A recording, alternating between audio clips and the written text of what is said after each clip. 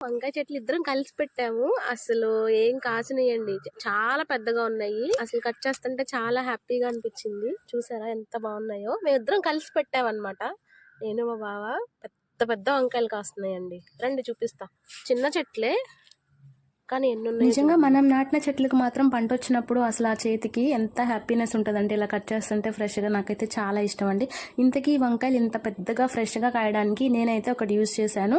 అది కంపోస్ట్ ఎరువు అండి. పెద్ద ప్రాసెస్ ఏం కాదు. కిచెన్లో వేస్ట్ అంతా ఒక బకెట్లో వేసుకుని కుళ్ళిన తర్వాత బాగా కుళ్ళిపోయింది కదా, అప్పుడు ఇలా మొక్కలకి వేస్తే సరిపోయింది. నెక్స్ట్ అది మీకు ఖచ్చితంగా షేర్ చేస్తాను. 1 కేజీ కాయలు దిగుంటాయండి 10 చెట్లకి.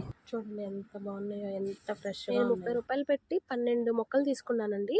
అందులో 8 బతుకని, కానీ ఎంత పెద్దగా కాస్తున్నాయి అంటే అసలు చాలా భలే అనిపిస్తుంది వీటిని. వంకాయలతో నేనైతే మంచిగా వంకాయ కోడిగుడ్డు కర్రీ చేస్తాను. నెక్స్ట్ అప్లోడ్ చేస్తాను, చూసేయండి. నచ్చితే లైక్ చేసేయండి.